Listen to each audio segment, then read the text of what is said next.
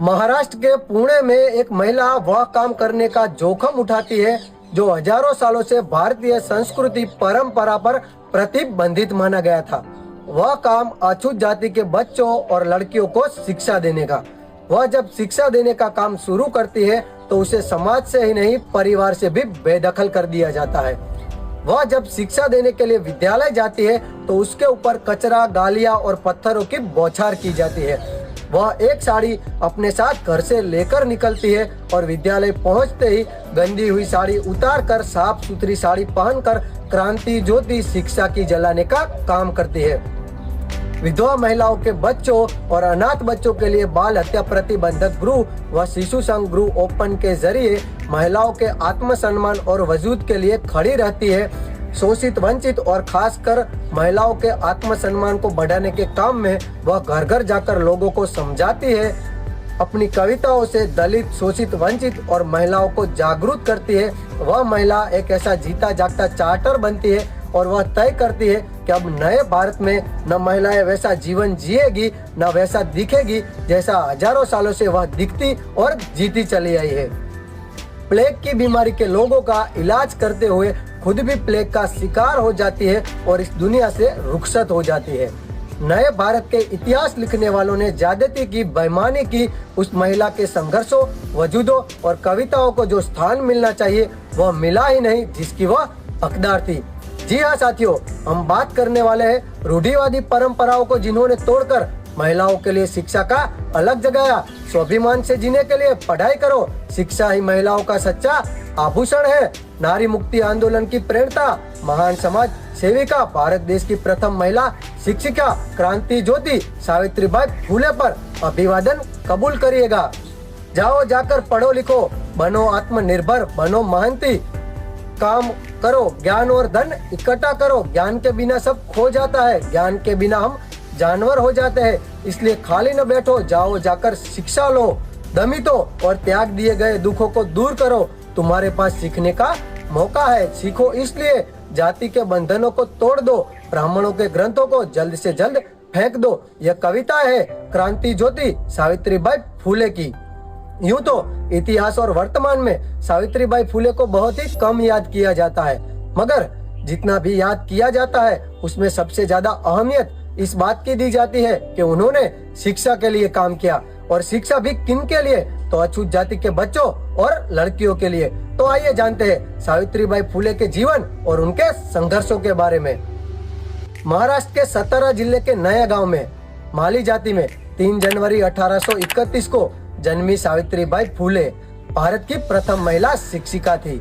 उनके पिता का नाम खंडोजी नेवसे और माता का नाम लक्ष्मीबाई था।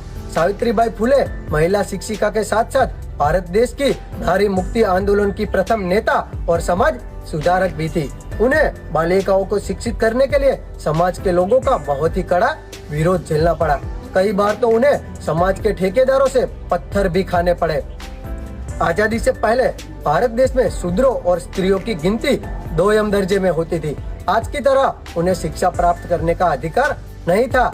वहीं अगर बात 18वीं सदी की करें तो शूद्रों और स्त्रियों का स्कूल में प्रवेश करना भी पाप माना जाता था। उस समय में सावित्रीबाई फुले ने जो कर दिखाया वह कोई साधारण उपलब्धि नहीं थी। वह जब बालिकाओं को पढ़ाने के लिए विद्यालय जाती थी तो लोग उन पर पत्थर फेंकते थे, फिर भी वह अपने लक्ष्य से कभी भटकी नहीं और बालिकाओं और महिलाओं को शिक्षा प्राप्त करने का अधिकार दिलाया। सावित्रीबाई फुले और उनके पति समाज सुधारक ज्योतिराव फुले ने 1 जनवरी 1848 को पुणे के भिड़ेवाड़ा में बालिकाओं के लिए प्रथम स्कूल की स्थापना की थी।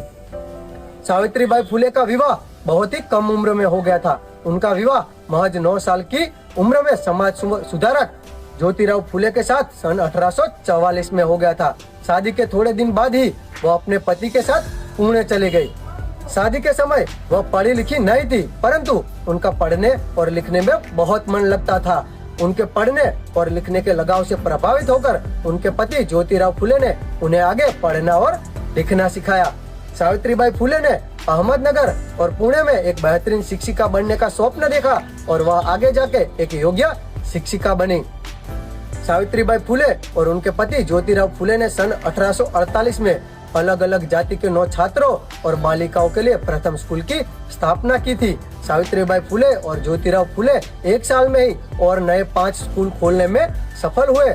सरकार ने तुरंत ही उन्हें सम्मानित कर दिया। एक महिला प्रिंसिपल को सन 1848 के समय में बालिकाओं का विद्यालय चलाने में कितनी तकलीफ रही होगी, उसकी शायद हम आज कल्पना भी नहीं कर सकते, क्योंकि उस समय पर लड़कियों को पढ़ने पर सामाजिक पाबंदी थी। उस दौर में सावित्रीबाई फुले न कि खुद पढ़ी, बल्कि उन्होंने दूसरी लड़कियों को भी पढ़ाने का काम किया। आजादी से पहले देश के अंदर छुआछूत, सती प्रथा, बाल विवाह जैसी गंदी कुरीतियां व्याप्त थी। सावित्रीबाई फुले का जीवन बेहद ही मुश्किलों से भरा रहा। महिलाओं के उत्थान के लिए काम करने के लिए, छुआछूत के खिलाफ आवाज उठाने के लिए उन्हें समाज के अंदर एक बड़े वर्ग का विरोध भी झेलना पड़ा। वह जब बालिकाओं को पढ़ाने के लिए विद्यालय जाती थी तो उनके विरोधी उन पर पत्थर मारते थे, गंदगियां फेंकते थे। वह एक साड़ी अपने साथ लेकर चलती थी और विद्यालय पहुंचते ही गंदी हुई साड़ी उतारकर साफ सुथरी साड़ी पहनकर शिक्षा देने का काम करती थी। आज से 1 सदी पहले की ही बात करें तो शूद्रों और स्त्रियों का शिक्षा ग्रहण करना भी महापाप माना जाता था। उस समय में सावित्रीबाई फुले ने अपने पति के साथ मिलकर सन 1848 में महाराष्ट्र की सांस्कृतिक राजधानी पुणे में बालिकाओं के लिए प्रथम स्कूल खोलकर पूरे देश में एक नए पहल की शुरुआत की थी। देश में विधवा महिलाओं की दुर्दशा सावित्रीबाई फुले को बहुत ही दुख पहुंचाती थी, इसलिए उन्होंने सन 1854 में विधवा महिलाओं के लिए एक आश्रम खोला। वर्षों के निरंतर सुधार के बाद सन 1864 में वह एक बड़े आश्रम में बदलने में सफल हुए। उनके इस आश्रम गृह में निराधार महिलाएं, विधवा और उन बाल बहुओं को रहना मिलता था जिनको अपने घर परिवार वालों ने छोड़ दिया हो। सावित्रीबाई फुले उन सभी महिलाओं को पढ़ाती और लिखाती थी। उनके इस आश्रम गृह में एक विधवा के बेटे यशवंत राय को सावित्रीबाई फुले ने गोद लिया था। उस समय आम गांव के कुएं में पानी लेने के लिए अति शूद्रों और अछूत जाति के लोगों का जाना वर्जित था। यह बात सावित्रीबाई फुले और उनके पति को बहुत ही दुख पहुंचाती थी, इसलिए उन्होंने अपने पति के साथ मिलकर एक कुआं खोदा ताकि वह सब लोग भी आसानी से पानी ले सके। उनके इस कदम की वजह से उस समय उनका बहुत ही कड़ा विरोध भी हुआ था। सावित्रीबाई फुले के पति ज्योतिराव फुले का निधन सन 1890 में हो गया था। उस समय सावित्रीबाई फुले ने सभी सामाजिक विधियों को पीछे छोड़ते हुए अपने पति का अंतिम संस्कार किया और उनकी चिता को अग्नि दी। उसके करीब 7 साल बाद यानी कि सन 1897 में पूरे महाराष्ट्र में प्लेग नाम की एक भयंकर बीमारी फैली हुई थी। सावित्रीबाई फुले लोगों की मदद करने के लिए निकल पड़ी।